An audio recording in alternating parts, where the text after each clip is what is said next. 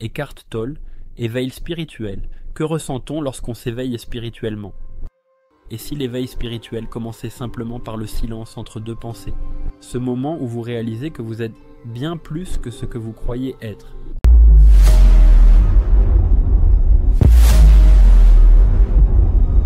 Pour beaucoup de gens, le début de l'éveil spirituel, c'est ce moment où ils prennent conscience qu'il y a en eux un flux continu de pensées, une sorte de bavardage mental permanent.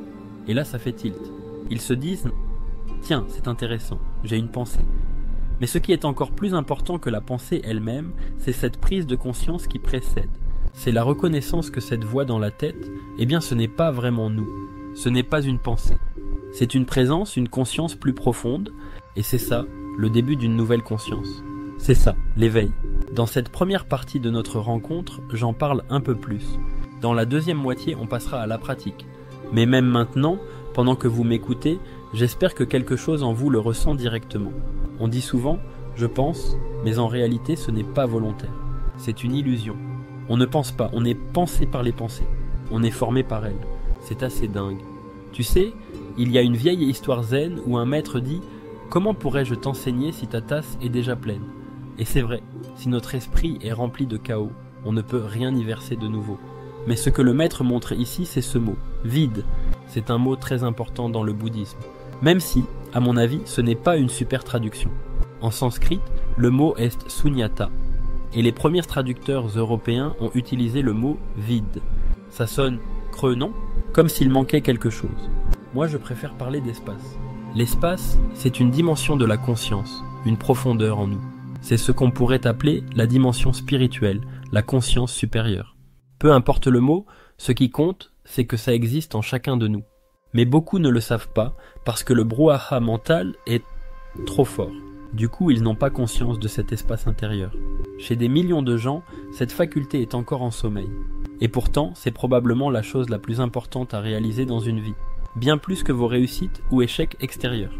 Que votre vie soit un énorme succès ou un désastre total, ou comme pour la plupart, quelque part entre les deux, cette réalisation intérieure reste bien plus fondamentale. Il y a des moments, parfois, où cet espace en vous se révèle, même si on n'arrive pas à le nommer. Ces instants peuvent surgir dans des moments simples, comme lorsque vous êtes en pleine nature. Un coucher de soleil, l'immensité de l'océan, un ciel étoilé, vous êtes là et vous ressentez quelque chose. Un instant de clarté, de paix, de connexion. Ce que vous voyez est peut-être magnifique, mais ce que vous ressentez, c'est vivant. Et ça vous touche profondément. Pourquoi? Parce qu'à ce moment-là, vous avez été libéré, ne serait-ce qu'un instant, de votre torrent de pensée. L'esprit s'est apaisé, le mental s'est tu. Et dans ce silence, une petite étincelle de cette dimension spirituelle est apparue. Et puis, peut-être que quelques jours plus tard, ça revient. Par exemple, vous croisez un bébé dans la rue, dans un café, et il vous regarde. Vous voyez dans ses yeux une pure conscience, sans jugement. Le bébé ne pense pas à vous, parce que la pensée n'a pas encore commencé pour lui. Et pourtant, il vous voit pleinement. Pendant quelques secondes, ce regard vous libère. Vous ne pensez plus. Il n'y a que l'instant. Et vous vous sentez bien. Vous venez de vous reconnecter, à travers ce regard, à cette dimension profonde de vous-même. Ces moments surgissent spontanément. Beaucoup de gens les vivent sans même savoir qu'ils sont spirituels. Mais ça suffit parfois à garder l'envie de vivre, à rester sain d'esprit. Et puis, il y a ceux chez qui le mental est tellement bruyant qu'ils n'arrivent même plus à voir un bébé, vraiment. Ils ne voient qu'une étiquette. Ah, un joli bébé. Mais ils ne voient pas vraiment. Ils regardent dans ce bébé et pensent « Oh, il est mignon », mais ils ne le voient pas vraiment. Immédiatement, ils mettent une étiquette, ils cataloguent. Et c'est terminé. Le moment est perdu. Ces instants-là sont pourtant des portes d'entrée vers quelque chose de bien plus profond. Et ils peuvent surgir dans plein de situations différentes. Par exemple, quand quelqu'un que vous aimez meurt. C'est un moment terrible, bien sûr, mais en même temps, tout s'arrête. L'agitation mentale ralentit. Il y a comme un vide qui se crée en vous. Et dans ce vide, parfois, une profondeur se révèle. Un espace intérieur que vous n'aviez jamais vraiment senti avant. Ou encore lorsque vous êtes confronté à un grand échec. Tout ce à quoi vous vous identifiez s'écroule. Et là, dans les ruines, quelque chose d'autre peut apparaître.